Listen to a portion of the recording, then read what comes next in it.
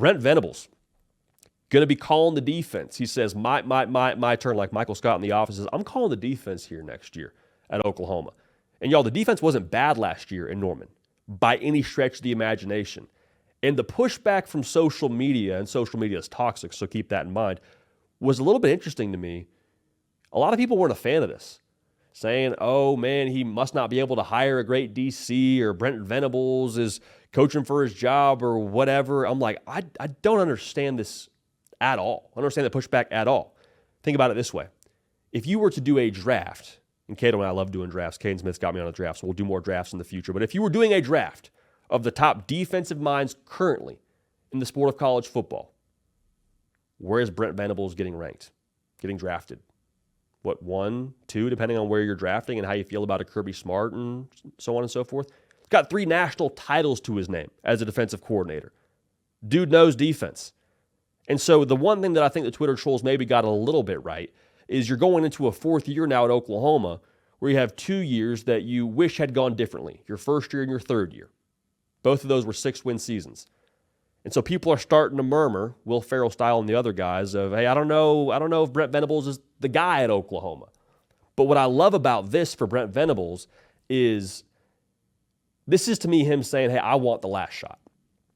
If we go out, if this doesn't work in Norman, I don't know if this is actually what Brent Venables is thinking, but this is what it means to me. If this doesn't work with me as the head coach here, it's not because I didn't do everything in my power and have my fingerprints all over this operation to allow us to be successful. If it goes how it goes, so be it. But it's not going to be because I wasn't taking that last shot. I'm not leaving my fate in somebody else's hands. And again, why would you not do this? With the best defensive mind, with one of the top defensive coordinators in his own right in modern college football, why would you not call the plays? Other people do this on the offensive side. Nobody bats an eye. Kiffin does it. Sark does it, and we're cool with it. But Brent Venables wants to do it on the defensive side, and everyone's like, whoa, hey, what's this is weird. I don't know about what's Brent Venables is over his head. He's just taking his future into his own hands, taking his fate into his own hands. And I'm all about it. I'm all about being able to lay your head on the pillow at night, look up at the ceiling, and say, I did enough, and I'm cool with how this went. I'm cool with how this went. And Brent Venables, for better or for worse, by now calling the defense, will be able to say, I'm cool with how this went, whether he's the head coach in Norman for the next 10 years or whether things go a way that he wished they had in the near future. So that leads me to think about this when I talk about Oklahoma. I really like where Oklahoma is heading. And Sooner fans, y'all know I will shoot you straight. The last 2 years, we have nailed the record prediction. Maybe not the games, but the actual win-loss total, we have nailed it. The year after y'all won 6 games, the first year under Venables, said they'll go 10-2, they went 10-2. The next year, I said, hey, there's a lot of things for me to be nervous about here. They go 6-6. We called them to go 6-6. I like Oklahoma a lot this year. I really do. And the reason why I like them is there's just so many more things that I feel certain about compared to the year before. Like the reason why I wasn't as high in Oklahoma, and everyone's going to get in the mentions and say, well, you couldn't have predicted the injuries and this and that. Again, another discussion for another time. The reason why I wasn't so high in Oklahoma is there was a lot of things that you're kind of hoping will work out.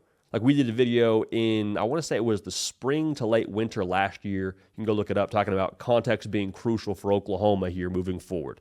And the context was Jackson Arnold has got to hit. The offensive line has got to hit. Defense has to play at the level you expect them to play at. You were hoping for a lot of things. There was a hypothetical situation where you stay all the way healthy and Jackson Arnold has success and the offensive line stays healthy and gels, but you found yourself having a lot of, well, hey, if this, and some of that's what this part of the year is for, but you found yourself really trying to make it work too much in your head here moving into what last season was. You were hoping for a lot of things. I don't think you're hoping for all that much in 2025 around Oklahoma. Now, the schedule is still absolutely brutal. Hear me loud and clear. It's an absolute war daddy. But in terms of the certainties, I feel like there's a pretty high floor for Oklahoma. Like, who's calling the defense? One of the best defensive minds in the sport? Okay, cool. Feel good about that. Who's on charge of the offense? A quarterback and an offensive coordinator that have shown they are able to have success at a high level together from what they did at Washington State, and John Mateer and what he brings to the table. It's not like they're without question marks as an entire team. And again, that's where we are right now in the sport in terms of this time of year. Everyone's got question marks. But it's a lot less of a we'll see if she floats sort of vibe to Oklahoma. So I'm really excited about them in the future. You look at the schedule, and I mentioned the schedule being brutal. Michigan early on in the year, at Tennessee, at South Carolina, at Alabama. I don't see as many games that I would just pencil in for Oklahoma as like yep, they're definitely outmatched there. Yep, they're definitely in a tough spot there. I know what John Mateer is. I know who Brent Venables is. We'll see how it all translates.